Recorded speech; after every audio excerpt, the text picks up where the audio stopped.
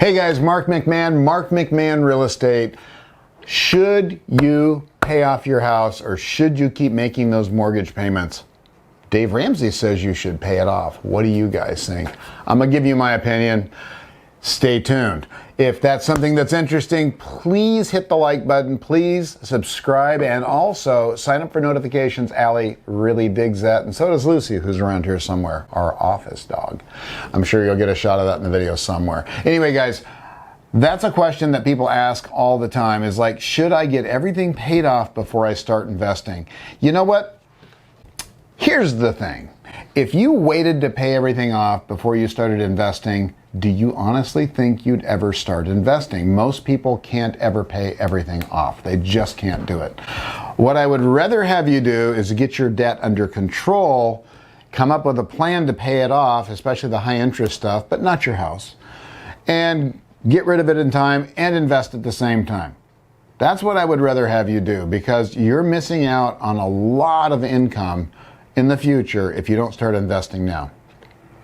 Another thing Dave Ramsey says is pay off your mortgage, and I can appreciate that. The only problem is if you pay off your mortgage, if you're so busy paying extra on your mortgage, what happens if, gosh, you don't save money for an emergency fund? What happens if something happens and you can't make your house payment? It may almost be paid off because you've been working so hard to get it paid off, but because you've been working so hard to pay it off, you don't have any extra money, and something happens catastrophic, like you lose your job, or like something weird like COVID happens and you don't work for a year. A lot of things can happen. Well, what if that happens to you? Do you have enough money saved up to pay your bills for a year? Probably not. Probably not. So you still have a chance of losing your house, whether you're paying it off. Oh, if you pay it off, well, you could still lose it if you pay it off, because if you don't pay your property taxes, they can still foreclose on it. There's a lot of ways you can get foreclosed on after the house is paid off. Debts, liens, things like that. You can still lose your house. So you're never completely safe. But let's say you are snowballing your debt and you're making double payments on your house and you've got a little bit of emergency fund put away, but not a lot. And like I said, one of those catastrophic events happens and now your house is almost paid for, but by God, you've got about a year of payments left. And something like that happens. Do you think the bank's going to look at you and go, well, you don't owe that much, so we'll just let it slide? They're not. They're still going to foreclose on you. So that's not a great option. My favorite option is save up that emergency fund and then take the rest of the money that you would be paying off your house with and invest it. You know, honestly, I'm a real estate guy, but I'm just going to throw something out there.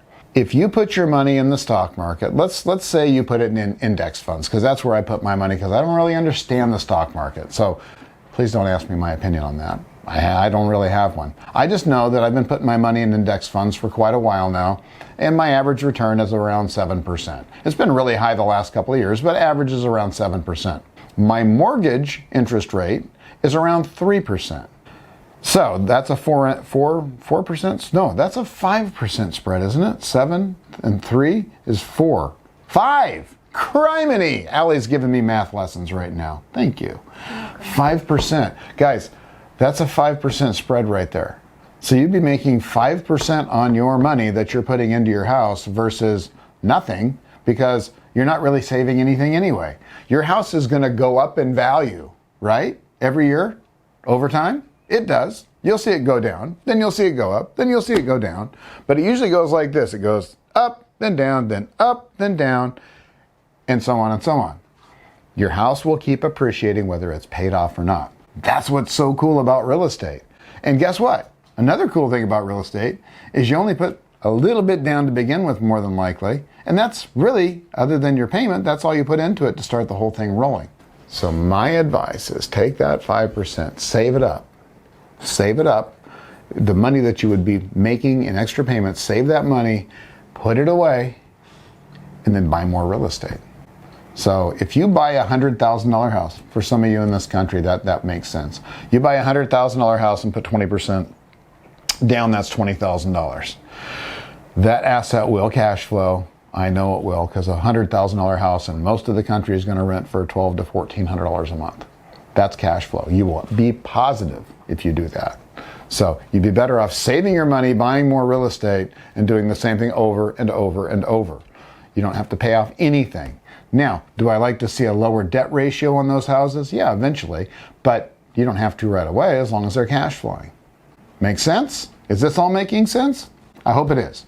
So, if you think you need to pay your house off first, think again. It's not the best idea. All right, let's look at my notes. You know, another thing people say is, hey, look, if my house is paid off, I can tap into that equity. I can borrow money if I need to in an emergency. Guess what banks dislike the most? You, when you have an emergency. If you think that you lose your job and you can go, hey, my house is paid off, I've got $300,000 equity, I'm going to go to the bank right now and borrow $100,000. That should tide me over until I get another job. In fact, maybe I won't work for the next year. I'll just travel because I've got money. Think again, guys. Think again. The bank is not going to loan you money. They're not going to give you a home equity line of credit. They're not going to do anything if they don't think you can pay it back, because you have to make payments on that. So just because your house is paid for doesn't automatically mean you can cha-ching take money out. It's not 2006, it's not 2007. When you could go, that smells like water. You're qualified for a loan. Doesn't work that way anymore. Now you actually have to qualify for a loan. Another reason you don't want to pay your house off is, think about this. If you've owned your house for 27 years, the amount of money you're making because of inflation, you're making your payments with, is so minuscule. Now, we bought our house 17 years ago, and we bought it for about a third of what it's worth right now. Do you think that payment hurts us right now? It doesn't. Back when we first bought our house, the payment was crazy. It was scary. But now, it's less than what rent would be around here. So because of inflation, the amount of money you're paying every month kind of goes down. I mean, in reality, it does due to inflation. So that $1,000 a month payment you get started with in some parts of the country, 30 years from now, $1,000 will be $200 or whatever the case may be. And that house payment won't be that painful. So that's another reason you don't want to pay off your house, because that's going to go down due to inflation every single year. Now, the payment might not change, but your wages will change, and everything else will change. So everything else will go up, but your house payment will stay the same. That's one thing I love about real estate, is that payment stays the same for 30 years if you've got a fixed rate and you've got a 30-year loan. All right, guys, when is it a good idea to pay your house off? That question I'll answer too. Almost never, but there's a couple of times. Let's say you are risk adverse, never going to invest, never have any plans to invest, and you don't save money, you don't do anything. All you want to do is just live in a house that's paid for. Well, then I guess you can go ahead and just accelerate that payment and have that house paid off and be happy. That's fine. That's fine. I think a lot of us have this mentality that we've got to pay our house off because, you know, for all the baby boomers out there that have paid their houses off, you hear the story and it's like, hey, we're going to have a house that's paid off. Whoopee! Or you can have a house that's not paid off that has a 30 years from now or 20 years from now has the equivalent of a $200 house payment.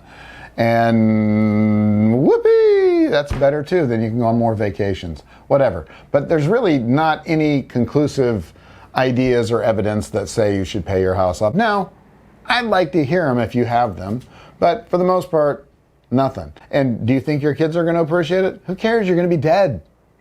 You're going to be dead. And they're not going to really care at that point. Because more than likely, they're probably just going to borrow money against it and let it go into foreclosure anyway, which is one of the common ways we get houses. No, I'm joking. They're not going to do that to you. Not your kids, because your kids are awesome, like mine. Right? Maybe. Hope so. Anyway, if you want to pay it off, that's great. I don't care. But for the most part, you come here for investing advice. My investing advice is don't pay off your house. Invest that money and make more money with it. You could have 5 houses if you're really conservative by the time you retire. Seriously. If you just Save a little money and buy one. Save a little money and buy one. And the house is going to go up in value. The rents are going to go up. The mortgage is going to go down. Your payment's going to get smaller and smaller due to inflation. You're going to have income coming in. You're going to have tax benefits coming out your buttocks. It's going to be awesome. You're going to have your own retirement program. Or you can pay off your house and eat, I don't know, what do people that pay off their house and don't have a lot of money do? What do they eat? Porridge. They eat porridge. They eat porridge. You want steak? You want filet mignon? Buy some houses, guys. Take a chance. All right.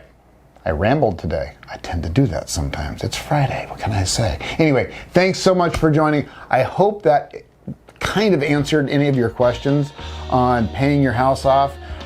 If you like the video, please hit the like button. Please subscribe. Sign up for notifications for Allie, and I will see you next time. Hey guys, check out these 2 videos. They're really going to help you on your investment journey. I'm also on Instagram.